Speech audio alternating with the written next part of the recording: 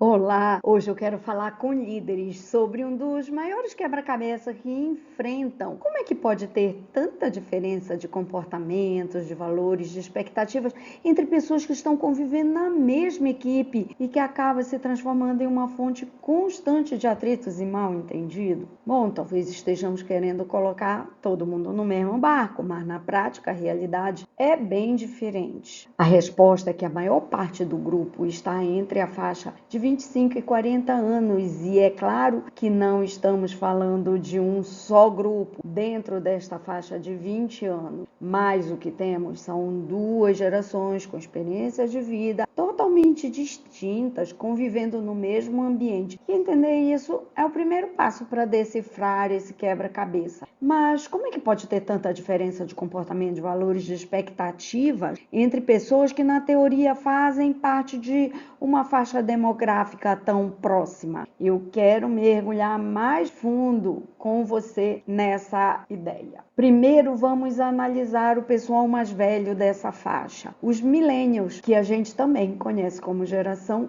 Y. A jornada dos millennials é única e de verdade, pensa nisso. Eles são uma autêntica geração ponte. Se lembram como era a vida antes da internet e foram os primeiros a mergulhar de cabeça nas redes sociais, a usar smartphones na vida adulta. E essa realidade mudou e muito a visão de mundo e de trabalho deles. E essa jornada vai aparecer no dia a dia de trabalho. Os milênios querem propósito, mas como eles viveram algumas crises econômicas, eles também valorizam a segurança, a respeito à estrutura, mas ao mesmo tempo exigem autonomia. E tem um ponto crucial, aquela sensação constante de sobrecarga, de ter que equilibrar a carreira, a família e a pressão de dar conta e tudo. E aí o burnout agora, infelizmente, uma palavra familiar. Olhando para o segundo grupo, que são os Gen Z,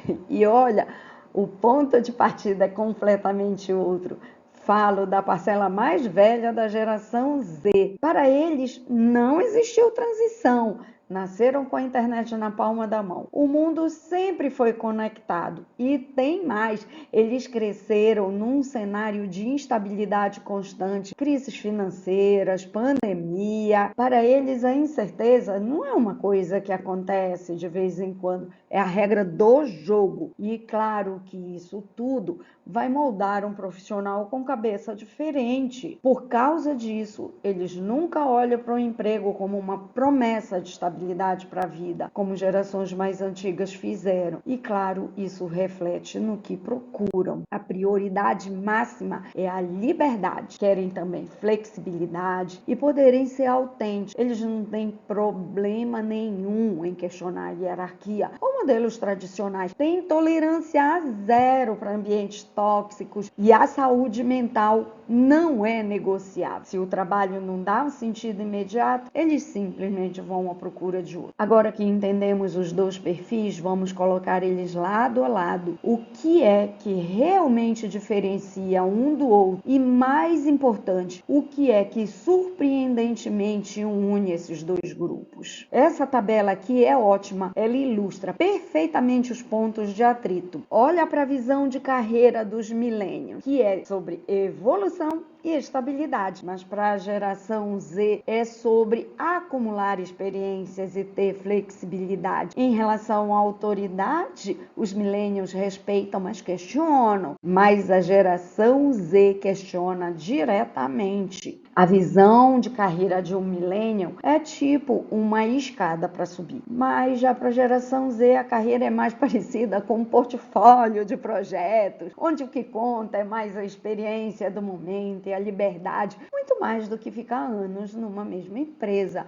E isso explica muito dos conflitos que a gente vê por aí. Mas é aqui que vem o grande estalo, aquele momento, sabe? Se a gente olhar de perto, apesar de todas as diferenças no jeito de fazer as coisas, os desejos de fundo são os mesmos.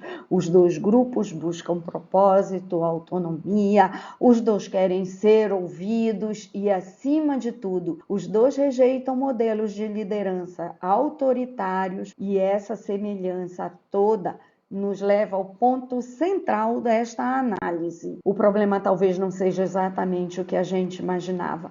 O verdadeiro problema é aquele tipo de pensamento que não encontra o menor eco em nenhuma dessas duas gerações e é um gatilho para o desengajamento, frustração, tanto para os millennials de 40 anos quanto para a geração Z de 20 anos. O que pode parecer um atrito não é uma guerra de gerações, é na verdade um sintoma de um modelo de liderança que ficou parado no tempo e que já não serve nem a um grupo nem ao outro. Um modelo baseado no controle, na hierarquia, que conflita com as expectativas do trabalho de hoje, que pede propósito, clareza e autonomia. A boa notícia é que a solução não é criar uma estratégia para cada geração, mas sim adotar uma liderança mais moderna, uma liderança que define muito bem o que, por quê, mas dá liberdade para o como e acompanha para apoiar e não para vigiar. E talvez o mais importante, que é adaptar a comunicação a cada pessoa e não ao rótulo da sua geração. Esse modelo funciona para os dois lados, porque quando a liderança funciona, quando ela é baseada em clareza, confiança, apoio, as diferenças geracionais perdem a força e a sua importância. Então, para amarrar tudo, é preciso aceitar que as experiências de vida de cada um é que moldam as expectativas no trabalho, mas o mais importante é que os desejos lá no fundo são os mesmos. E esta aí é a ponte para conectar esses dois mundos. É uma liderança consciente e atual. E encerro com essa provocação. Será que o desafio é mesmo gerenciar gerações diferentes, criando ainda mais divisões? Ou é simplesmente a necessidade de liderar melhor, abandonando de vez os modelos que já não funcionam para mais ninguém? A reflexão fica para todo mundo. E a resposta, se sua liderança une ou divide gerações, pode de fato mudar tudo.